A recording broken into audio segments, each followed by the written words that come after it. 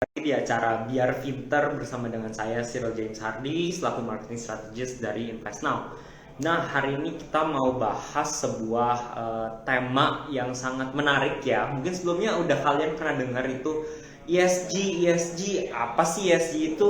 Nah, specifically kita hari ini mau bahas hal tersebut. Lebih khususnya adalah gimana sih investasi ESG ini bisa bermanfaat bagi keluarga muda. Makanya tema hari ini tuh mengenal investasi ESG untuk keluarga muda. Nah, hari ini kita kedatangan tamu spesial dari Star Asset Management, yaitu Mbak Ratih Ayu. Dan sebentar lagi kita akan membahas, dan juga untuk teman-teman kalau misalkan kalian punya pertanyaan apapun terkait dengan investasi, Star AM, dan juga terkait ESG itu apa sih, mau tahu lebih dalam lagi, feel free buat kasih pertanyaan kalian di bagian question and answer. Kalau di bawah layar handphone ada tuh bagian tanda tanya di situ. Nah, kalian bisa taruh di situ, soalnya nanti by the end of the session kita akan ada sesi Q&A dan 3 penanya terbaik bakal kita kasih merchandise menarik dari Star AM seperti itu. Jadi hang on sebentar, kita lagi menunggu lebih banyak orang untuk datang biar lebih rame dan juga agar bisa ngobrol-ngobrol lah dengan santai. Nah, ada Mbak Rizka. Halo Mbak Rizka Tania.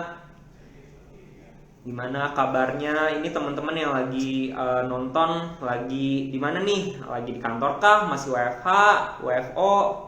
Nah, kita kebetulan juga udah ada start dari Star.Asset Management sudah join.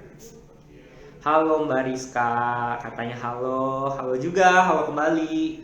Oke. Nah, sebentar. Halo Kak Kimi 7027. Sebentar, kita akan invite Star AM untuk join bareng live. Mana kabarnya semua? Hari ini topiknya cukup menarik ya, kita mau bahas tentang ESG. Kalau kalian belum tahu ESG itu apa atau di mana ESG ini bisa membantu kalian, make sure buat stay tune. Oke, ini sudah ada Mbak Ratih Ayu. Halo, apa kabar Mas Iril?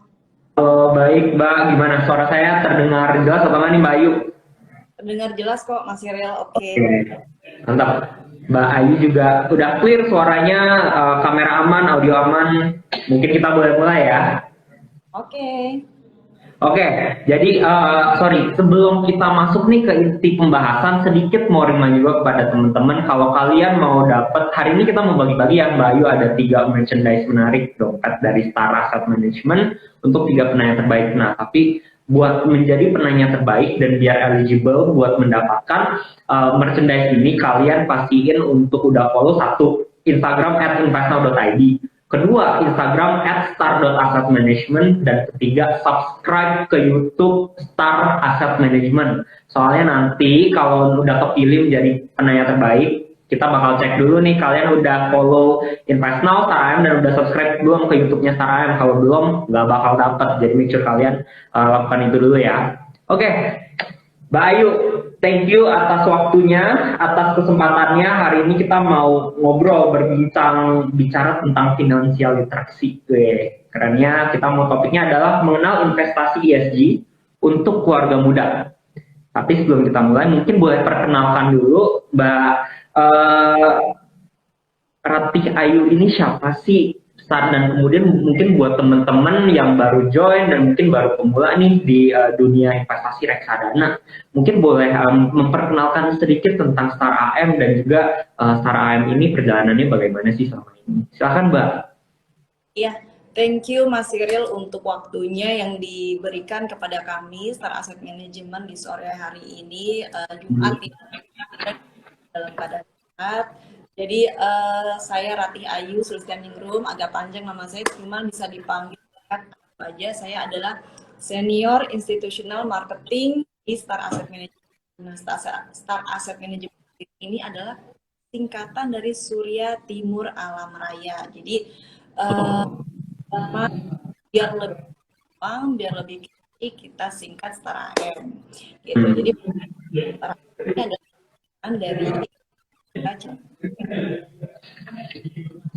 Sorry Mbak Ayu, sorry aku kayaknya suaranya sedikit putus-putus. Iya, audionya keluar masuk. Ya, Oke, coba sekali lagi Mbak. ya, suara saya udah jelas? Oke, sudah clear, mantap. Iya, jadi Startup ini berdiri sudah cukup lama, Mas Iril, dan Ya. kita ini alhamdulillah dari tahun 2017 hingga 2000 mengalami peningkatan AUM yang cukup signifikan. Jadi bangga bahwa pencapaian kami dari tahun ini mengalami perbaikan yang jauh lebih baik. Jadi bisa dibilang sampai akhir 2021 ini, suara saya clear nggak? Atau Uh, Kedengeran, tapi ada sebagian kecil agak masuk keluar seperti itu. Entah mungkin koneksinya atau apanya mungkin Pak. oke, apa aku pakai handsfree dulu kali ya? Ya boleh, nggak apa-apa, santai aja. Yang penting teman-teman yang lagi nonton juga bisa clear, bisa juga mendapatkan ilmu hari ini. Jadi kembali lagi mau remind buat teman-teman semua, hari ini kita lagi mau bahas tentang ESG. ESG itu apa, dan bersama dengan Sarah AM. Jadi make sure kalian kalau punya pertanyaan apapun seputar ESG, investasi, reksadana, ataupun tentang Sarah AM, kalian bisa taruh di bagian questions di bawah kanan biar nanti bisa dijawab pada akhir sesi hari ini. Dan juga untuk 3 penanya terbaik, kita mau kasih merchandise, tapi make sure kalian follow at investment.id, at star.assetmanagement, dan subscribe ke YouTube Star AM. Seperti itu. Oke.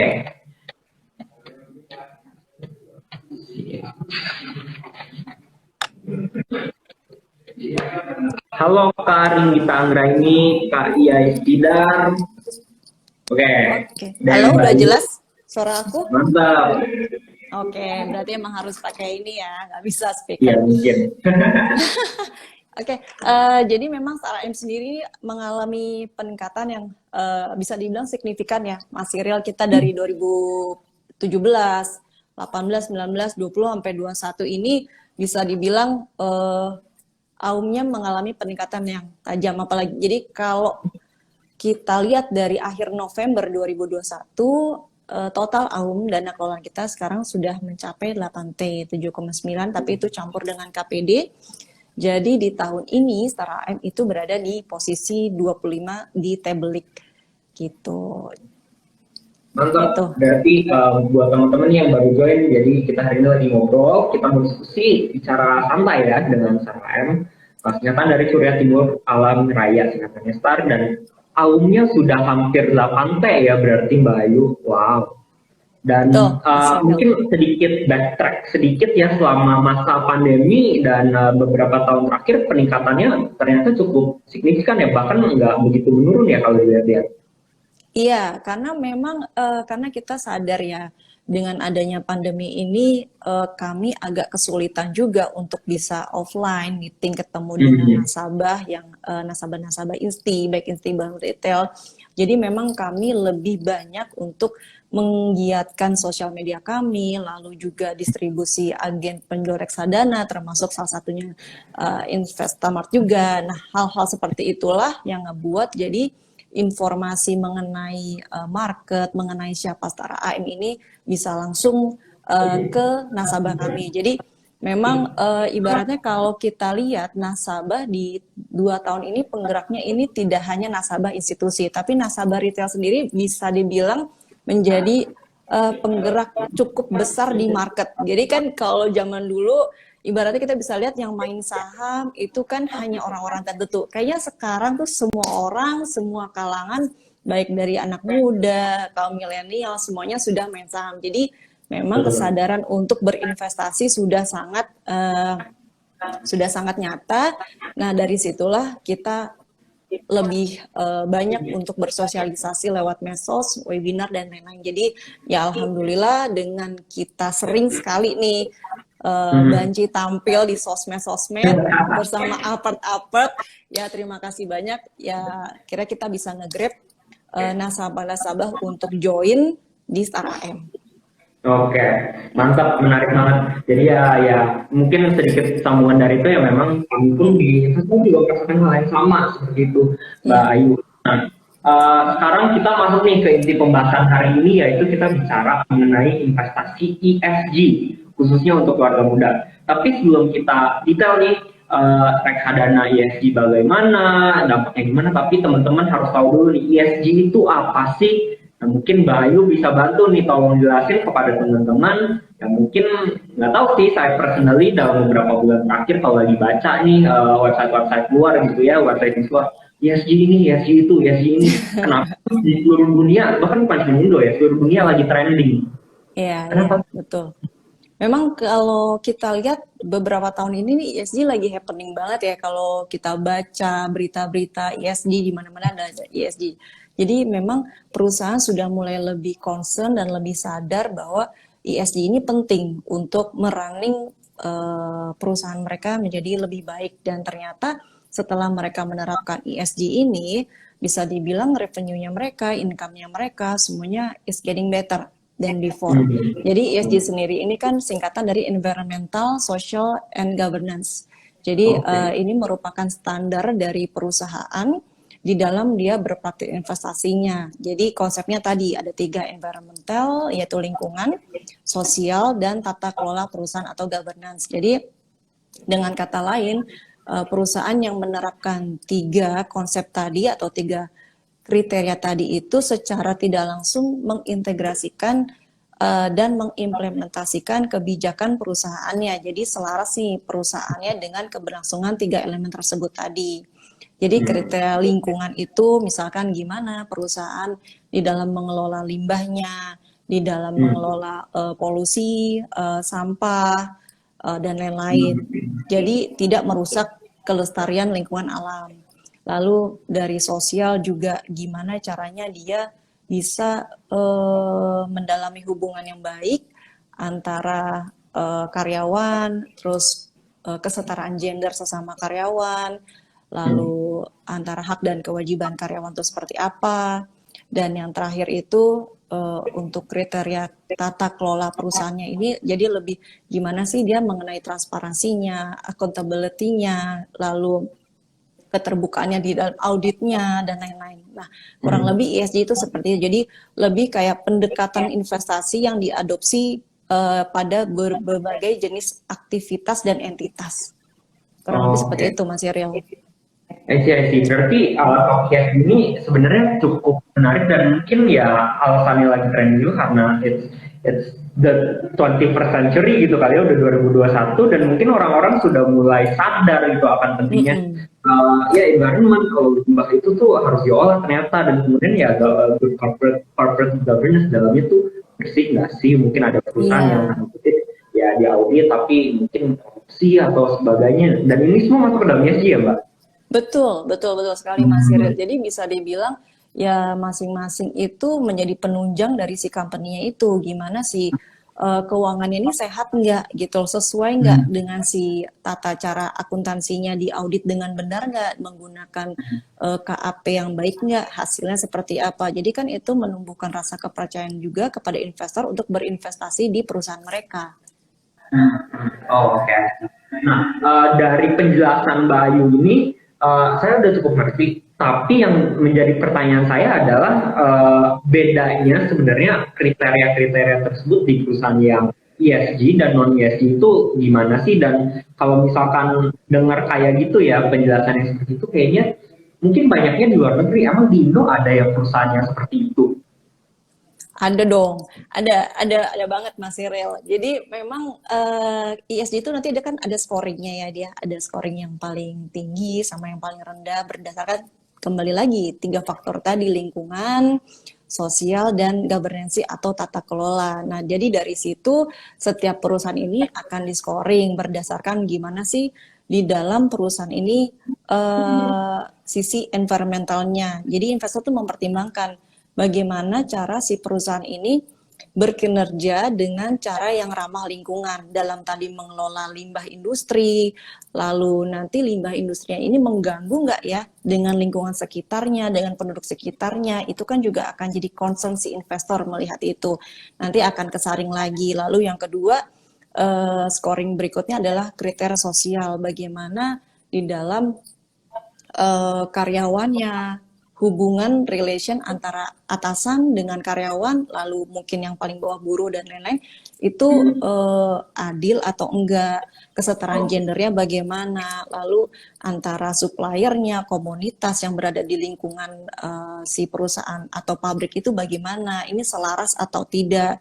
Lalu yang terakhir tata kelola tadi, dilihat nih antara asetnya, lalu hutangnya, kewajibannya itu besar mana. Karena perusahaan itu kan pasti punya hutang, tapi kembali lagi dengan hutang yang dia punya, lalu asetnya yang dia miliki, apakah ini cukup untuk membayar si liability-nya ini. Jadi kan dilihat mengenai likuiditasnya seperti apa, lalu laporan keuangannya seperti apa, hasil dari audit laporan keuangannya kayak apa. Nah, ini yang menjadi catatan bagi investor di dalam menilai ESG setiap perusahaan ini bagus atau tidak. Gitu. Kasarannya mungkin ini perusahaan sehat atau enggak ya, gitu. Dan dilihatnya dari sisi ESG, 3 faktor itu. Karena kalau misalkan perusahaan ini sehat, karyawannya juga happy bekerja di sana, berarti kan meningkatkan produktivitas si perusahaan ini. Kalau karyawan happy, karyawan senang, semuanya di-provide dengan baik, secara adil, mereka akan bekerja dengan lebih happy, dengan lebih ikhlas, lebih bekerja keras lah. Ya, istilahnya dia akan menganggap perusahaan ini seperti perusahaannya sendiri, karena dia hak dan kewajibannya dijalankan dengan baik di perusahaan ini. I see. Berarti basically ESG ini nggak cuma sebenarnya internal doang ya, tapi ada faktor eksternal ke lingkungan luarnya dan sebagainya ya Mbak Ayu. Betul, betul Mas Iril. Okay. Nah, tapi pertanyaan saya kemudian kalau misalkan nih kita memilih let's say emiten atau saham seperti itu ya, yang berbasisnya ESG, apakah kita berkontribusi sesuatu ke lingkungan atau basically ya cuma ke perusahaannya aja? Secara tidak langsung kita juga berkontribusi kepada lingkungan, bahkan negara kita sendiri. Contoh misalkan tadi kan kembali lagi ESG itu ada 3 faktor ya, ada 3 kriteria, yaitu environmental.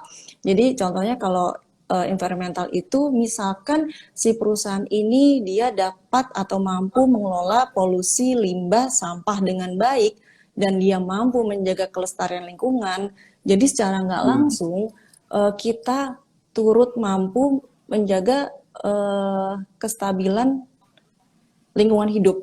Jadi kita mendukung pelestarian lingkungan, kita juga turut menjaga bumi ini untuk generasi yang akan datang gitu. Karena kan kita hidup nggak di hari ini aja, ada anak keturunan kita juga yang akan melanjutkan.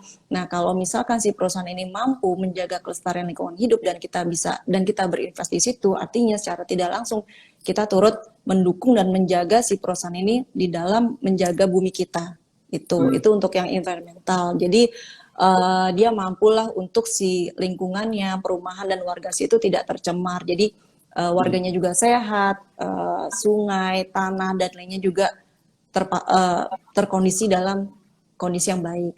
Itu untuk yang faktor lingkungan. Dan faktor sosial sendiri pun itu yang tadi saya bilang, si perusahaan mampu menyejahterakan, mampu memberikan hak dan kewajiban yang fair, yang adil kepada karyawan, itu mampu secara nggak langsung kita tuh mendukung si perusahaan itu sendiri. Misalkan si perusahaan ini di dalam kegiatan CSR-nya dia itu mendirikan sekolah di lingkungan sekitar itu. Berarti kan dia ibaratnya memberikan pendidikan yang baik untuk warga atau anak-anak karyawan di sekitar situ.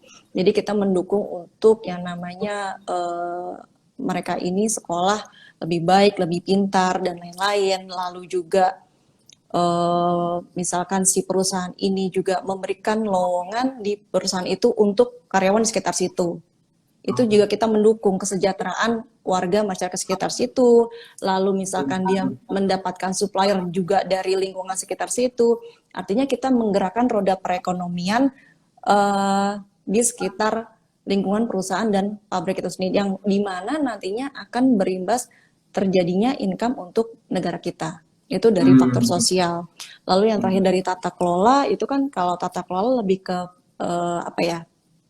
ibaratnya kondisi keuangan si perusahaan, laporan keuangan. Jadi kalau misalkan dia diaudit dengan baik, dia menggunakan tata akuntansi yang baik, terstruktur, transparansi. Jadi ini kan menjadikan si perusahaan ini memiliki going concern yang bagus.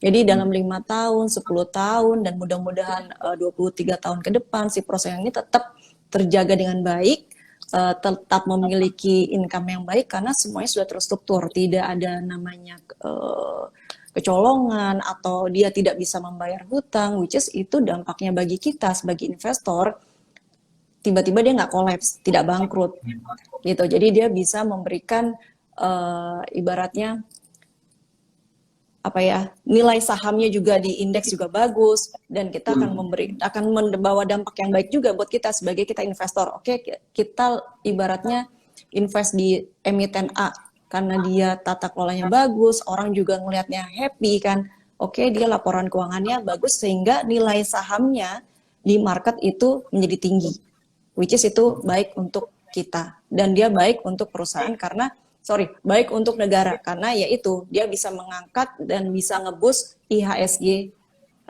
negara itu.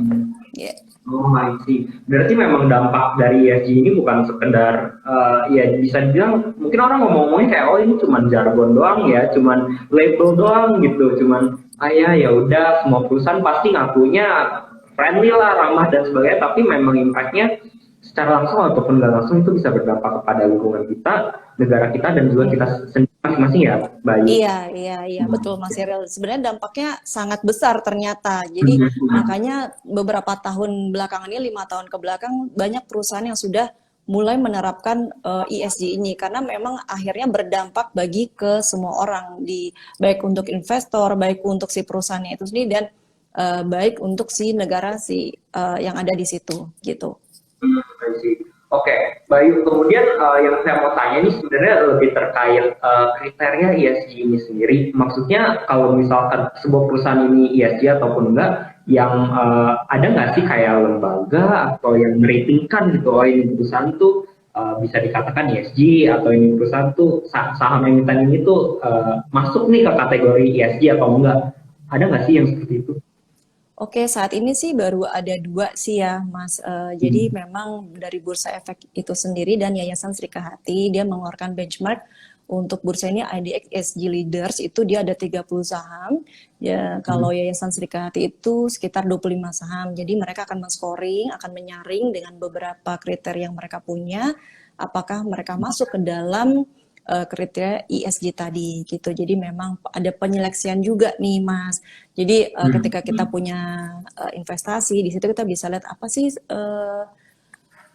perusahaan-perusahaan yang masuk dan listed yang memang sehat. Jadi kita kalau mau easy-nya, oke, aku mau lihat aja nih dari IDX ESG Leaders nih, emitennya siapa aja sih yang perusahaannya memang dinilai sehat, dinilai bagus scoringnya menurut Bursa Efek atau Yayasan Srikahati. Nah, di situ kita bisa cek nih. Jadi kalau mau cara gampangnya, cheatingnya, mau beli langsung saham di bursa, ya udah lihat aja dari saham yang ada di situ. Oke, ini berarti bagus nih. Oke, berarti ini oke nih gitu, karena memang sudah di listed sama si bursa dan Yayasan Srikahati gitu. Oke, berarti memang ada lembaganya ya yang bisa bantu untuk menyeleksi ya, itu ya dari IDX itu sendiri ya ternyata. Kemudian sebelum aku lanjut lagi nih ke pertanyaan selanjutnya, mau remind juga buat teman-teman, ya kalian punya pertanyaan apapun, baik itu seputar investasi, startup, ESG dan sebagainya, feel free buat kasih pertanyaan kalian di bagian Q&A di bawah kanan, itu yang Anda tanda tanya. Soalnya nanti bagian of the session kita bakal memilih 3 penanya terbaik untuk dikasih merchandise dompet spesial dari Star AM. Tapi jangan lupa salah satu kriterianya adalah untuk pastiin kalian sudah follow @investment.id, @star.asset-management, dan juga subscribe ke YouTube Star Asset Management. Soalnya nanti bakal dicek nih 3 penanya terbaiknya udah melakukan itu atau belum. Kalau nggak jadi dapet ya Mbak Ayu. Iya dong, harus follow dulu Instagram kita, nanti kita kasih door prize yang paling bagus buat 3 pertanyaan terbaik. Siap, kita lanjut lagi nih ke pembahasan. Pertanyaan saya selanjutnya adalah kalau misalkan kita ngomongin tentang investasi ESG itu oke lah untuk lingkungan bagus, untuk pemerintah gitu, negara bagus, tapi untuk diri kita sendiri sebagai investor itu dampak positifnya apa gitu? Oke, dampak positifnya jelas kalau misalkan eh kita Mungkin ini, dibandingkan yang non ESG kali ya. betul. Jadi dampak positifnya untuk kita. Jadi kita tuh bisa ikut membantu mengurangi dampak dari eh, dampak atau isu kontroversi yang mungkin menimpa si suatu perusahaan atau emiten ini. Jadi kalau misalkan kita berinvestasi pada perusahaan yang ESG, kan dia historicalnya berarti ESG-nya skornya bagus. Nah, ini nanti akan membuat si harga saham ini pun juga berdampak positif gitu loh. Dan itu berdampak langsung ke kita juga. Kalau kita placement atau kita membeli berinvestasi di perusahaan yang ESG-nya buruk, maka nanti ke depannya mungkin saham yang kita punya bisa jadi saham gocap, kualitasnya kurang bagus gitu. Yang ada nanti kita bukannya profit malah loss. Tapi kalau kita berinvestasi pada perusahaan yang ESG yang bagus, ini ke depannya akan memberikan profitability yang bagus untuk kita gitu. Jadi kan jangan sampai uang yang kita keluarkan untuk investasi itu malah yang ada jadi buntung nih, Mas, karena ya kita nggak memperhatikan apakah si perusahaan ini memiliki scoring ESG yang baik gitu. Ya itu nanti dampaknya di uang kita sendiri. Lumayan kan kita masukin listnya 10 juta, tapi kita nggak ngelihat nih kualitasnya, scoringnya kayak apa, ternyata tiba-tiba nanti sahamnya drop, jatuh sampai mungkin akhirnya harus tinggal berapa per lembar sahamnya, ya itu pastilah kehilangan kita kan uang di situ. Oke, ngerti Mbak Ayu. Kemudian kalau misalkan kita ngomongin, kita bandingin lagi nih ESG sama non ESG. Dengan emiten saham yang ESG versus non ESG, ada nggak sih kayak perbandingan apakah mungkin yang salah satu lebih volatile atau yang satu lebih berisiko untuk kita gitu sebagai investor, khususnya untuk keluarga muda, ada nggak perbedaan dari kedua itu yang signifikan dari segi harga ya? Oke, selain dari itu sebenarnya untuk keluarga muda, ibaratnya nanti kan kita akan memiliki anak dan keturunan.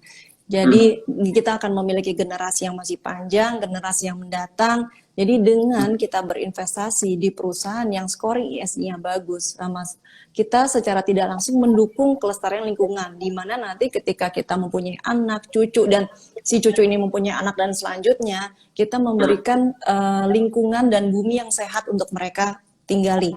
Tapi kalau misalkan kita berinvestasi di perusahaan yang ESG-nya kurang baik, let's say dia tidak mampu mengelola limbah, polusi, dan lain-lain, berarti kan ke depannya kasihan anak cucu kita harus tinggal di bumi yang let's say udah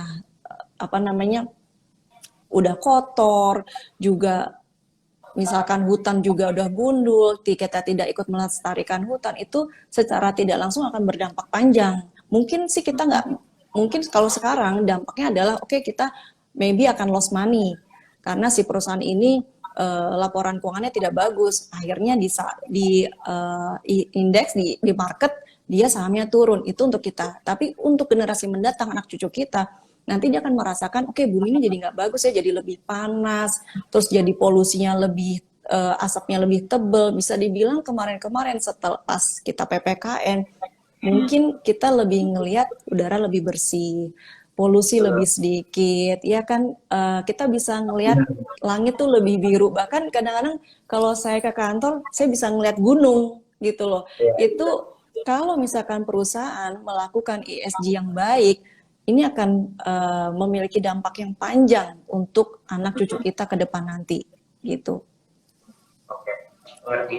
Nah, kemudian tadi cukup menarik ya kalau ngebahas tentang, ya mungkin teman-teman bilang ya buat anak cucu kita gitu ya dan sebagainya. Mungkin ada teman-teman yang pikir ya masa bodoh gitu, mungkin gue nggak mau dulu. Cuman kenyataannya ya untuk beberapa perusahaan yang memang sudah menerapkan itu dan mensupport adanya ESG, ya dampaknya kita bisa lihat bahkan sesimpel kayak bisa melihat langit lebih biru gitu, bisa melihat pemandangan kualitas udara yang lebih baik buat kita sendiri seperti itu ya.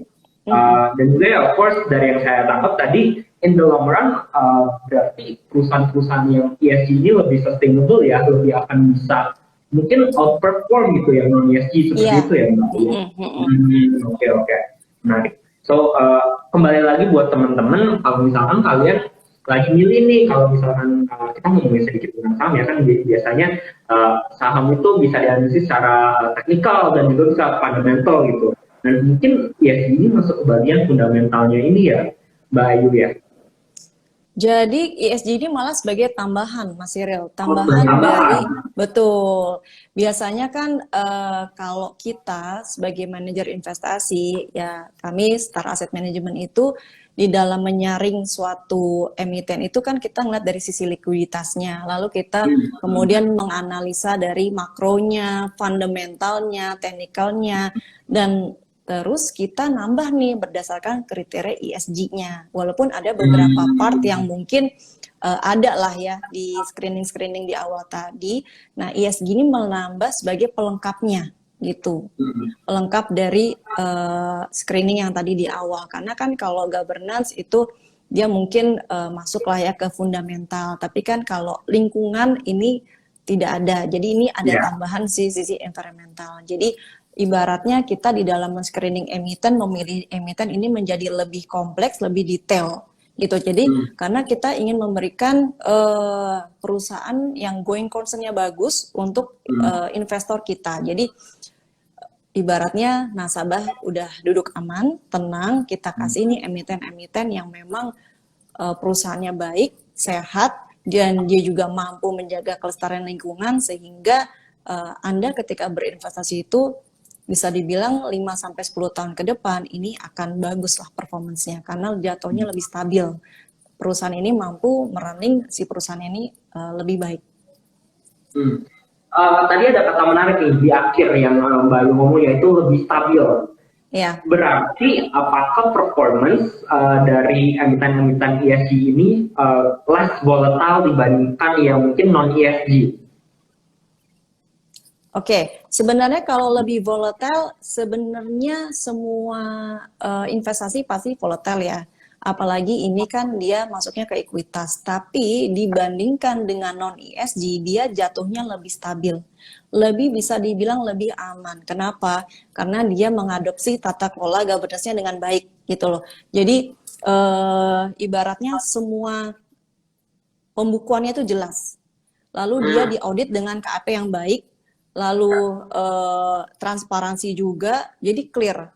Nah itu yang membuat kenapa dia bisa jatuhnya lebih sehat atau lebih stabil dari perusahaan yang ya kalau misalkan kita berinvestasi di perusahaan yang utangnya banyak, terus karyawannya juga turnovernya tinggi, lalu juga banyak di demo juga sama warga sekitar, itu kan jadi lebih beresiko untuk si investor di dalam berinvestasi di tempat mereka daripada di perusahaan yang memang oke, ini perusahaannya mungkin akan ada kemungkinan turun, itu pasti tidak akan ya dia naik terus, itu pasti ada kemungkinan dia turun, tapi dia lebih stabil di mana si perusahaan itu mampu memberikan laporan keuangan yang sehat ke publik, dia mampu menjelaskan bahwa oke, kita punya hutang, tapi di satu sisi kita juga memiliki aset yang juga cukup besar yang kita bisa mengcover if one day hutang ini jatuh tempo gitu.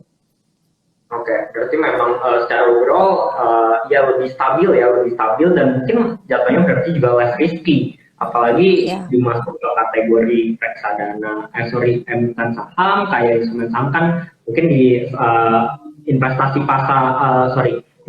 pasar modal ini merupakan yang paling high risk ya. Jadi kita bisa lebih meminimalisir lah ya setidaknya risiko dengan berinvestasi di emiten yang ya berbasis ESG seperti itu ya Mbak Ayu. Betul Mas Cyril, betul. Jadi lebih meminimalisir lagi dengan risiko yang paling tinggi di puncak investasi ini kan. Oke, mengerti. Nah pertanyaan saya kemudian kalau misalkan nih saya keluarga muda baru mau menikah dan sebagainya, terus lagi pusing, nggak punya banyak waktu tapi mau mulai berinvestasi, pertanyaan saya kalau misalkan saya mau memilih investasi berbasis ESG, cara gimana yang paling mudah? Oke, sebenarnya kalau untuk keluarga muda, apalagi umurnya masih muda nih kayak Mas Cyril dan aku kan masih muda ya umurnya ya. Iya. Nah itu sebenarnya bisa yang namanya beli produk investasi itu. Jadi di Star Asset Management itu bisa beli produk yang namanya Star Sustainable Equity, di mana nanti nasabah atau investor yang pengen join bisa langsung belinya di Invest Now nih, karena kan kita ada kerjasama dengan Invest Now, so very easy dan very very low investment. Kenapa? Karena kalau di Start Sustainable Equity, pasangan muda, anak muda, atau yang masih ibaratnya sekolah, kuliah lah ya di atas 18 tahun yang sudah punya KTP, itu bisa subscribe dari mulai 10.000 aja. Gitu. Sangat-sangat. Iya, 10.000 udah bisa ya kan. Sekarang itu lebih murah daripada kopi-kopi yang lagi happening sekarang. Jadi kurangin aja kopinya, mulailah beli saham-saham berbasis ESG di reksadana Star Asset Management, yaitu Star Sustainable Equity. Aku langsung jualan ya. Gak apa-apa. Ini juga mungkin sedikit input juga ya buat teman-teman. Misalkan, man, it's the 21st century 2021. Kalau lu nggak mikirin tentang hal di luar diri kalian, ya maksudnya kayak kita nggak ngomong soal lingkungan, kita nggak mikirin soal ya external factors di luar lah, kayak in the end of the day nggak usah jauh-jauh deh, kita ngeliat tiap tahun badai makin parah, banjir mungkin lebih parah juga, tingkat permukaan air kalau naik ya. Salah satu caranya kalian bisa mensupport gitu ya, paling enggak adalah berinvestasi di instrumen investasi berbasis ESG. Salah satunya adalah Star Sustainable Equity, reksadana ya. Betul. So, kalian bisa ibarat kata kali mendayung 2 pulau terlampai, menyelamatkan dunia bisa secara langsung, terus tuan dan itu juga masih bisa sebetulnya Mbak Ayu. Iya, betul. Iya, benar-benar banget. Karena isu yang tadi Mas Cyril sampaikan, kalau kita sebagai warga Jakarta itu udah ini banget ya, dari mulai di Jakarta Utara, tanahnya sudah mulai turun, kita sering banget banjir, karena apa? Terlalu banyak gedung, tidak ada penghijauan dan lain-lain. Jadi mulailah dari diri kita sendiri untuk menjaga lingkungan kita. Dari mana? Dari mulai berinvestasi. Kita dapat satu keuntungan, memiliki profit, kita memiliki investasi untuk jangka panjang. Lalu yang kedua, kita secara tidak langsung juga menjaga. Mungkin kalau kalian malas buang sampah di tempatnya, atau kalian menanam pohon di halaman atau di mana, mungkin kalian nggak ada waktu, tapi dengan ini kalian ikut membantu pemerintah di dalam menjaga kelestarian lingkungan, di dalam mengurangi adanya banjir, penurunan tanah dan lain-lain. Gitu. Jadi ini adalah sungguh mulia, Mas Cyril. Aku juga setuju, maksudnya it's something yang seharusnya banyak anak muda, terutama anak muda ya, anak millennials bahkan yang Gen Z gitu, sekarang seharusnya pemikiran sudah mulai ke arah situ gitu ya, udah nggak batas mengenai cuma uang, tapi ya sudah nggak, bahkan mungkin udah nggak mikirin duit terlalu banyak, tapi lebih ke hal lainnya kayak go green dan sebagainya. Oke. Nah, aku mau balik lagi nih ke pembahasan tentang reksadana berbasis ESG, khususnya yang dari Star sendiri. Nah, biasanya sifatnya itu untuk yang kalau kita ngomongin reksadana ESG gitu ya, dibandingkan reksadana saham lainnya tuh gimana sih? Ada nggak sih perbedaannya? Signifikan ya, selain mungkin kita ngomonginnya sekarang lebih ke performance-nya gitu. Apakah bisa dilihat atau mungkin untuk investasi berapa lama sih yang cocok untuk reksadana berbasis ESG ini? Apakah beda?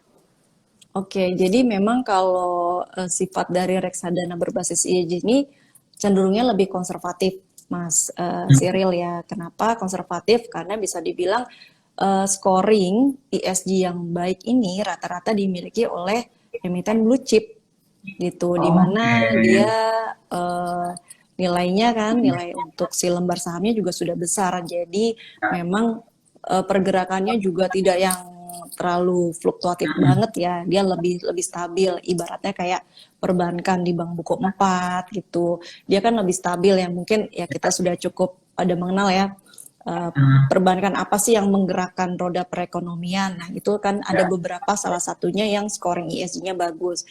Nah itu sama tadi apa Mas Cyril pertanyaan setelahnya? Untuk investasi jangka waktu berapa lama idealnya?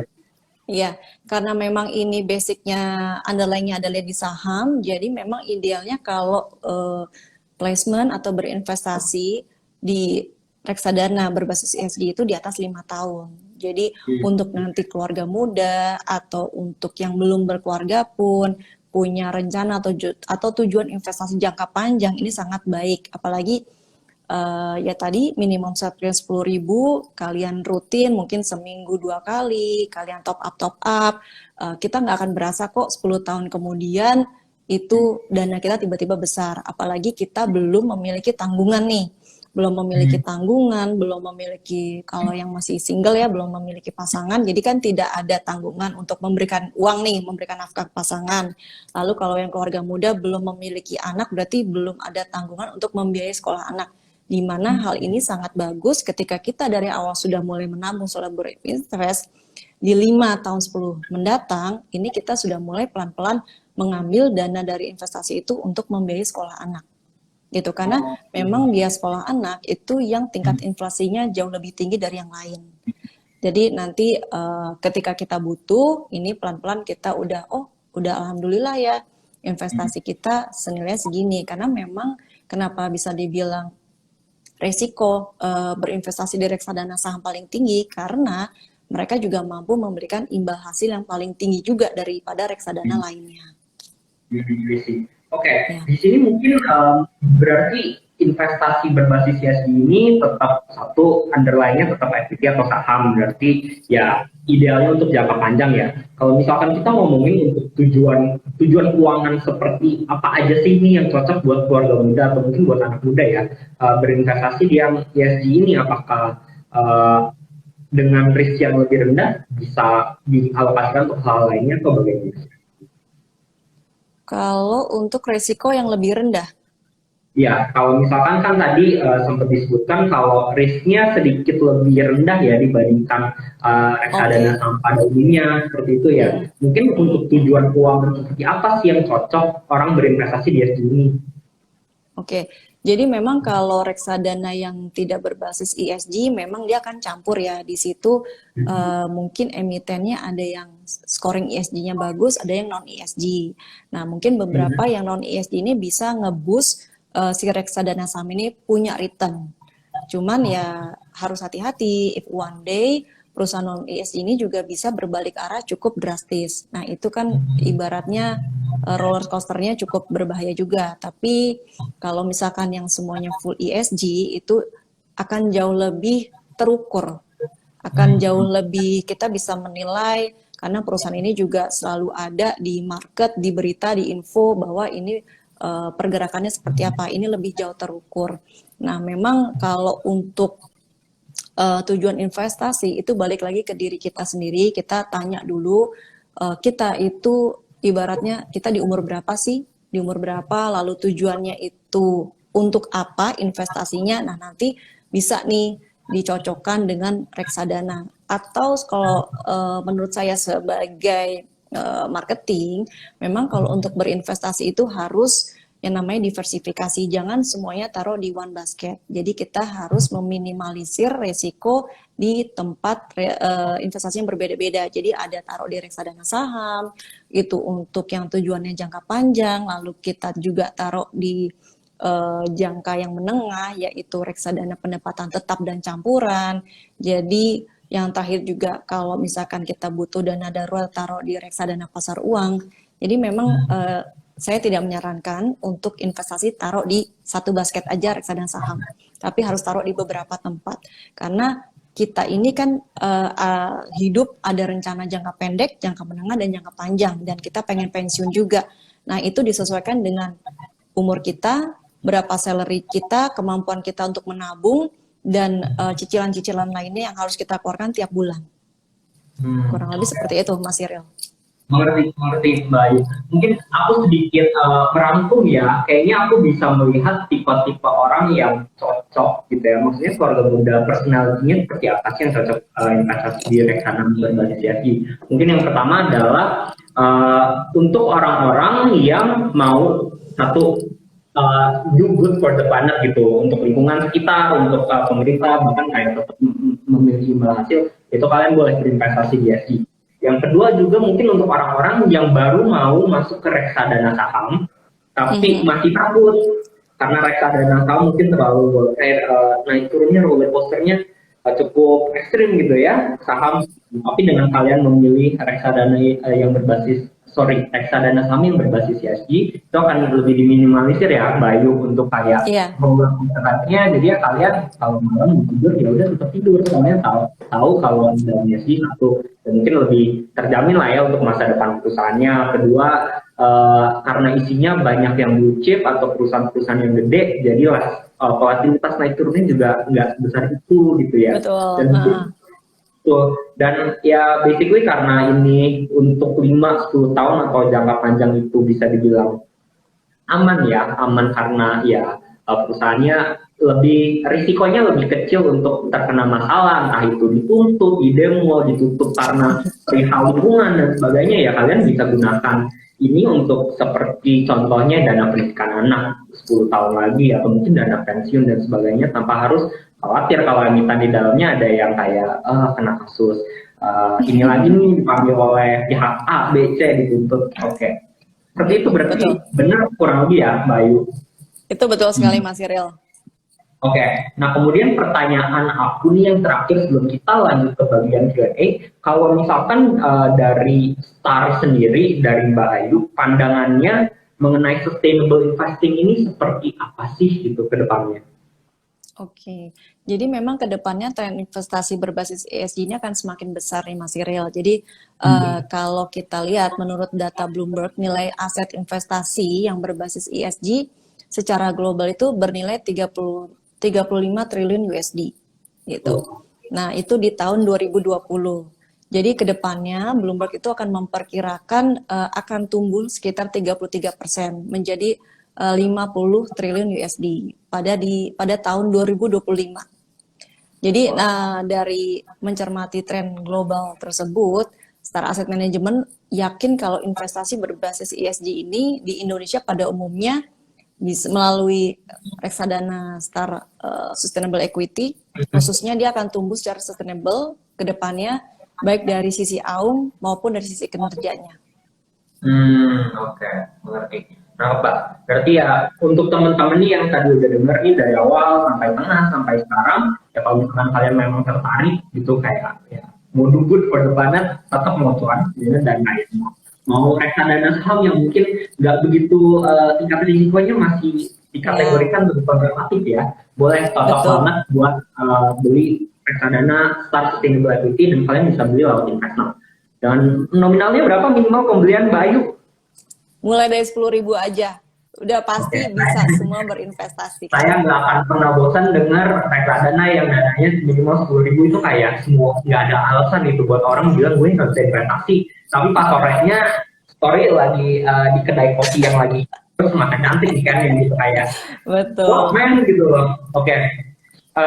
Nah mungkin kita akan lanjut ke bagian Q&A. Ini kita ada 8 pertanyaan. Kembali lagi buat teman-teman yang mau, kita hari ini dari Saraham juga akan membagikan 3 merchandise menarik door prize, yaitu dompet untuk kalian. Nah kalau misalkan kalian berminat, taruh pertanyaan kalian di bagian question ini, tapi jangan lupa juga buat follow IG @star.assetmanagement, IG Investnow, investnow.id, dan juga subscribe ke YouTube Star Asset Management. Dan juga YouTube Investnow juga ada, so make sure kalian lakukan itu, karena nanti yang terpilih tapi dicek sama tim Star AM dan belum melakukan itu nggak jadi dikasih door prize-nya.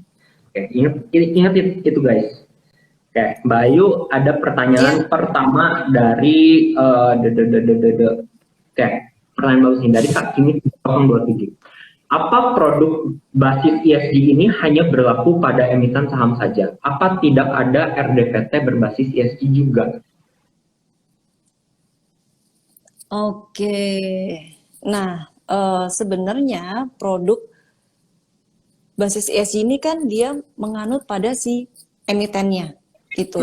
Jadi ini kembali lagi kepada kebijakan si MI di dalam mengeluarkan fund tersebut. Nah, kalau dari Star Asset Management saat ini baru mengeluarkannya reksadana saham berbasis ESG.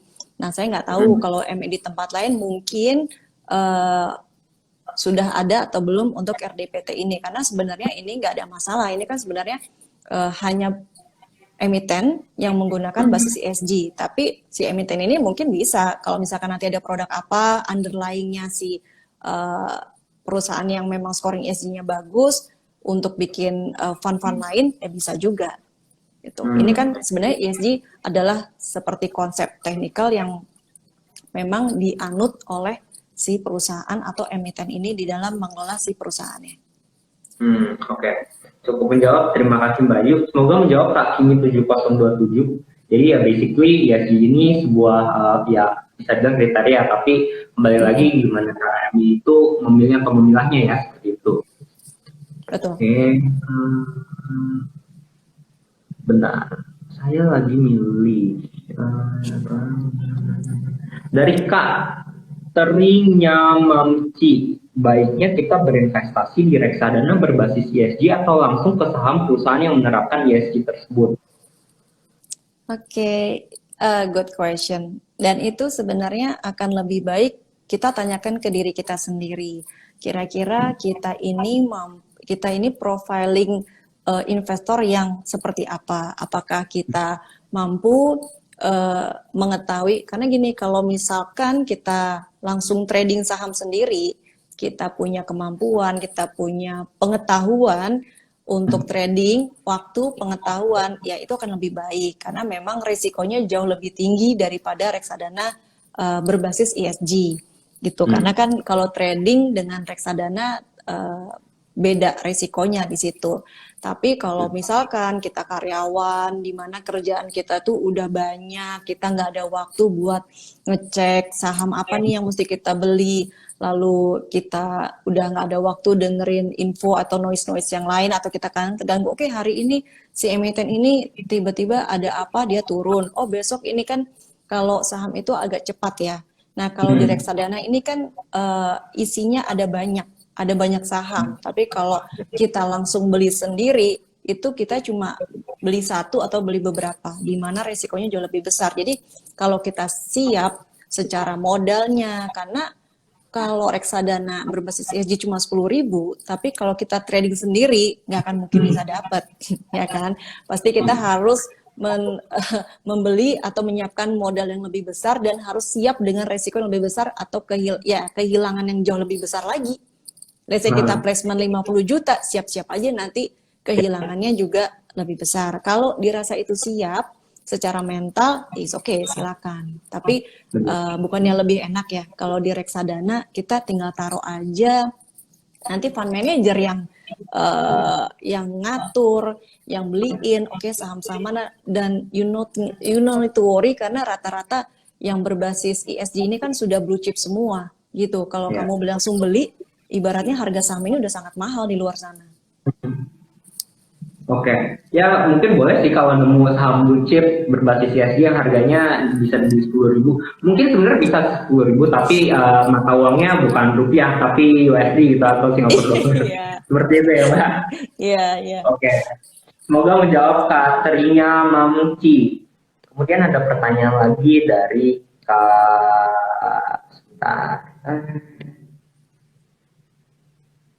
Dari Kak Sheikh Coko, Bu Ayu, izin bertanya, perusahaan tekno tidak mengganggu lingkungan dalam operasional. Apakah produk reksadana Sareum ini akan mayoritas diisi oleh perusahaan tech pada portofolionya nanti? Terima kasih. Oke, memang perusahaan teknologi itu, perusahaan ini di scoring berdasarkan seluruh sektor. Jadi dari semua sektor di scoring. Jadi tidak tertentu aja, kecuali kalau minuman keras kan memang udaranya udah ini ya. Cuman kalau misalkan ya tadi teknologi juga kita scoring apakah dia ESG-nya bagus apa enggak. Nah tapi kalau di kami sendiri apakah ada underlying si perusahaan teknologi itu, memang kita belum ada gitu. Kita belum ada si emiten perusahaan teknologi ini, kita ada di fund yang lain, bukan di fund ESG. Tapi bukan berarti itu tidak ESG ya, karena kebetulan emiten itu kita punya di fund yang USD, berbasisnya USD gitu. Oke. Baik, terima kasih atas pertanyaan Kak Sheikh Coko, thank you atas jawabannya juga Mbak Ayu. Kemudian ada pertanyaan lagi nih dari tadi Kak Terinya Mamci. Ini pertanyaannya, bagaimana cara beli reksadana yang berinvestasi pada saham-saham ESG? Mungkin aku bantu jawab juga ya untuk kalian ini. Satu, Iya, kalian bisa pencet link di profile investnow.id di Instagram pun ada link, kalian pencet. Nanti kalau kalian pencet, bakal buka nih landing page, ada kontak WhatsApp untuk membeli dan buka akun di investnow.id. Nah, kalian pencet itu, kemudian akan disambut oleh ya dari customer representative InvestNow. Kalian tinggal buka akun dan bilang, oh saya mau beli investasi Star Sustainable Equity. Nah, itu investasi reksadana yang berbasis ESG, yang underlying-nya sama-sama ESG, begitu ya Mbak Ayu? betul. Jadi kalau mau beli reksadana langsung di Invest Now dengan tadi yang sudah diinfoin sama Mas Cyril, tapi jika ada beberapa pertanyaan yang lebih detail mengenai si reksadana ini, bisa langsung DM di IG-nya star.assetmanagement. Kita akan dengan senang hati menjawab, tapi langsung belinya di Invest Now.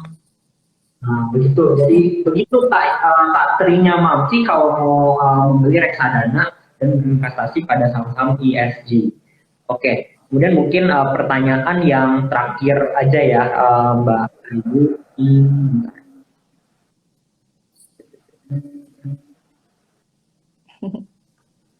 Pertanyaannya, kenapa prospek ESG bisa lebih meyakinkan dari big caps yang telah terbukti selalu diminati investor? Gimana tuh? Oke, sebenarnya itu rata-rata ESG, rata-rata perusahaan yang memiliki scoring ESG yang baik itu bukan kebetulan ya, memang rata-rata adalah perusahaan-perusahaan big caps gitu. Jadi si big caps ini rata-rata memang memiliki scoring ESG yang baik.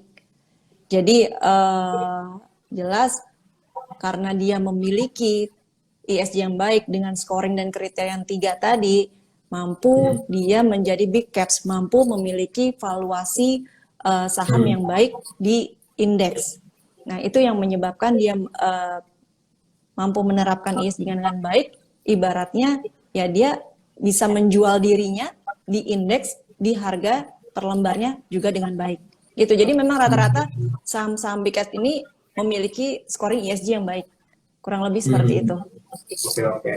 Oke, mungkin sedikit tambahan juga, ini lebih ke personal kali ya, dari pemikiran saya pun hal itu terjadi kepada saham-saham big caps karena pertama ya basically ketika mereka sudah big caps, mereka punya resources yang cukup banyak ya, Bayu untuk kontrol gitu ya. Kalau misalkan mungkin UMKM gitu suruh mengolah limbah plastik atau limbahnya kembali mungkin agak sulit gitu, mereka nggak punya resource-nya ataupun kekuatan untuk melakukan itu, sedangkan ya big caps perlu. Dan kedua ya mereka ini bukan di mata ya menjadi sorotan banyak semua orang, pemerintah, bahkan global dunia gitu. Multinational company mau nggak mau mereka harus menerapkan ini gitu sebagai ya mungkin ada program CSR-nya dan sebagainya, apa enggak ya dikencang sama masyarakat. Jadi itu salah satu juga alasannya. Iya, betul Mas Cyril. Jadi memang ya dia akan jauh lebih concern ke ESG tadi ya, karena dia memang akan menjadi perhatian baik global ataupun lokal juga. Jadi dia mau nggak mau dia harus melakukan ESG dengan baik karena itu berpengaruh ke banyak pihak dan kepentingan banyak orang juga. Betul. Oke, jadi sekian mungkin untuk hari ini sesi Q&A-nya, pertanyaan-pertanyaannya.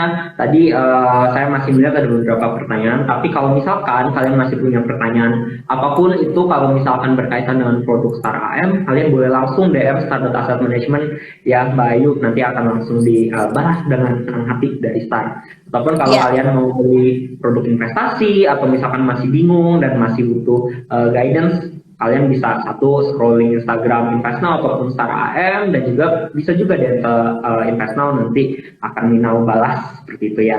Oke, jadi mungkin sebelum kita announce ya 3 penanya terbaiknya, mau Rima juga buat 3 penanya terbaik nanti. Kalau misalkan kalian terpilih, kalian jangan lupa buat follow @investnow.id, Instagram Star.Asset Management, dan juga subscribe ke YouTube InvestNow dan juga Star Asset Management, soalnya itu menjadi kriteria buat kalian bisa memenangkan door prize dari giveaway-nya. Oke, sebelum kita tutup nih dan mengenal, mungkin dari Mbak Ayu ada sedikit kata-kata penutup gitu, atau mungkin wejangan yang bisa diberi kepada teman-teman menonton hari sore ini. Oke, kata penutup saya hari ini adalah lebih cepat, lebih baik berinvestasi, mumpung kita masih muda. Berinvestasi itu juga murah, startnya dari 10.000, kalian bisa memiliki saham-saham big caps, lalu kalian juga berkontribusi secara tidak langsung untuk menjaga kelestarian lingkungan, kalian menjaga bumi juga, kurangin gaya hidupnya, mulai pelan-pelan berinvestasi, jadi balance life, main juga, kerja juga, jangan lupa menabung dan belinya di Star Asset Management ke Invest Now. Mantap. Oke, thank you so much Mbak Ayu. Thank Kita you, Mas langsung Iril. announce aja ya. 3 penanya terbaiknya itu dari Kak Kimi 7027, Kak Terinya Mamci, dan Kak Sheikh Coko. Untuk 3 ini kalian boleh langsung DM ke Star Asset Management. Kembali lagi jangan lupa kriteria buat follow Invest Now, Star AM, dan juga subscribe ke YouTube-nya Star Asset Management. Oke, sekian waktu yang kita punya untuk hari ini. Terima kasih banyak Mbak Ayu dan tim dari Star AM atas semua insight-nya, semua waktunya dan kesempatannya hari ini. Thank you Mas Iril. Sehat-sehat ya Mas Iril ya. Thank you so much. Thank you semua. Salam semuanya. Have a nice weekend. Udah hari Jumat, kalian ya stay safe juga ya. See you all. Oke, see you.